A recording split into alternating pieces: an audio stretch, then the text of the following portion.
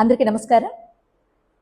అందమైన, ఆహ్లాదకరమైన, ఆరోగ్యకరమైన భవిష్యత్తు కోసం ఈరోజు నేను ఒక మంచి టాపిక్ చెప్తున్నాను. అది మీరందరూ ట్యాగ్ చేసుకోవాలి. ప్రతి ఒక్కరు కూడా ఈ వీడియోని సేవ్ చేసి షేర్ చేయగలరు మీ బాధ్యతగా. అదేంటంటే సింగిల్ యూజ్ ప్లాస్టిక్. మనం అందరం కూడా నో చెప్పేద్దాం. ఏమంటారు మీరు? ఇమీడియట్లీ ఎస్ మ్యామ్, మేము ఈ రోజు నుండి సింగిల్ యూజ్ ప్లాస్టిక్ అనేది వాడము అని నా చాట్ బాక్స్లో టైప్ చేయగలరు. మీరందరూ నాకు ఖచ్చితంగా సపోర్ట్ చేస్తారని నమ్ముతున్నాను. అలాగే ప్రతి ఒక్కరు కూడా మన భావి భారత పౌరులందరికీ కూడా మన భవిష్యత్తు తరాలకి ఈ ప్లాస్టిక్ వాడకం వల్ల వచ్చే నష్టాలన్నీ కూడా ప్రతి ఒక్కరూ తెలుసుకోవాల్సిన విషయం, చెప్పవలసిన విషయం ప్రతి భారతీయుడికి ఉందండి. సో ఈరోజు నేను ఆ టాపిక్ మీద మీ అందరి ముందుకు ఈ విధంగా వస్తున్నాను. సో అసలు సింగిల్ ప్లాస్టిక్ యూజ్ అంటే ఏంటి, అసలు అవేంటి? అందరికీ తెలిసిందే. మనం బజార్కి వెళ్ళాం అనుకోండి, మనం ఏదైనా మార్కెట్ చేసాము, దానికి ఒక కవర్లో వేసి ఇచ్చేస్తారు ఆ కవర్స్. అట్లాగే spoons, plastic spoons, straws, water bottles, coffee cups, ఇలాంటివి అనమాట. ఇలాంటివన్నీ కూడా సింగిల్ యూజ్ ప్లాస్టిక్స్ అనమాట. ఇవి చాలా సింపుల్గా మనకి దొరికేస్తాయి కాబట్టి మనం బాగా ఈజీగా కొనేస్తాం, అట్లే పారేస్తాం. బాధ్యత రాహిత్యంగా ఎక్కడ పడితే యూటిలైజ్ చేస్తాం, పడేసేస్తాం. సో అది ఎంతవరకు కరెక్టో ఒకసారి ఆలోచించండి.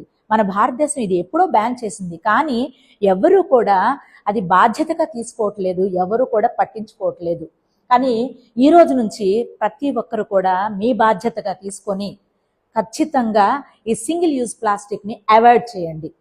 దీనివల్ల వచ్చే నష్టాలు కొన్ని భయంకరమైన నిజాలు మీ అందరితో చెప్తాను. ఈ సింగిల్ యూజ్ ప్లాస్టిక్ వల్ల ఏంటో తెలుసా అండి?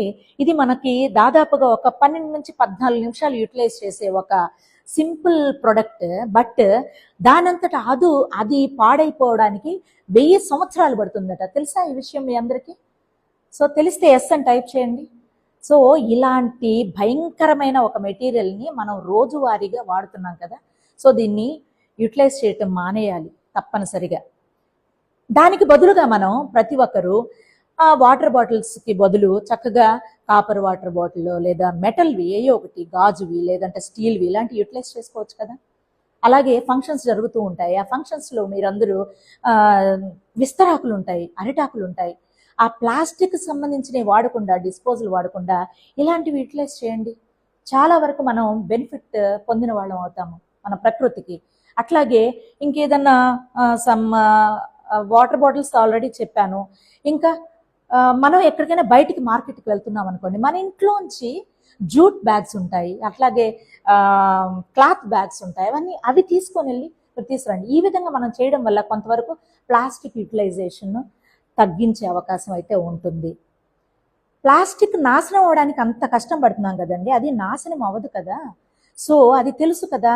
ఒకవేళ దాన్ని కాల్చేస్తే పర్వాలేదు అనుకుంటున్నారేమో, కాల్చేసినా కూడా దానిలోంచి విషవాయువులు ఉత్పత్తి అవుతాయి. అది గాలిని కూడా కలుషితం చేస్తుంది. నీటిని, గాలిని, ప్రకృతిని అన్నిటినీ విషవాయువుగా తయారు చేస్తున్నది. సో మన ఆరోగ్యానికి అది హానికరము అని అందరికీ తెలుసు. అట్లాగే వన్యప్రాణులు కూడా, మన ఆరోగ్యమే కాకుండా వన్యప్రాణులకు కూడా ఆరోగ్యాన్ని కూడా పాడు చేస్తూ ఉంది. సో దీన్ని యూటిలైజ్ చేయకపోవడం వల్ల మనము మన భవిష్యత్తు తరాలకి ఎంతో మంచి భవిష్యత్తుని ఇచ్చిన వాళ్ళం అవుతాం, మంచి ఆరోగ్యకరమైన వాతావరణాన్ని ఇచ్చిన వాళ్ళం అవుతాం. ఏమంటారు చెప్పండి మీరు? ఇది నాకు మీ అందరిలో ఎంతమంది ఈ విషయానికి ఓట్ చేస్తారో చెప్పండి. మన ఆరోగ్యం కాపాడుకుందామా, పాడు చేసుకుందామా? దీనికి మీ అందరూ ఎంతమందికి ఓట్ చేస్తారు చెప్పండి. సో నేను అనుకుంటున్నాను సింపుల్గా, మన పర్యావరణ పరిరక్షణ అనేది మన చేతుల్లోనే ఉంది. మన చేతుల్లో ఉన్నదాన్ని మనం పాడు చేసుకోవద్దు.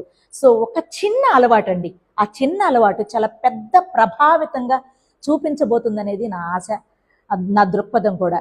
సో మనమందరం కలిసి ఖచ్చితంగా ప్లాస్టిక్ రహిత భవిష్యత్తుని మన బిడ్డలకు ఇద్దామని కోరుకుంటున్నాను.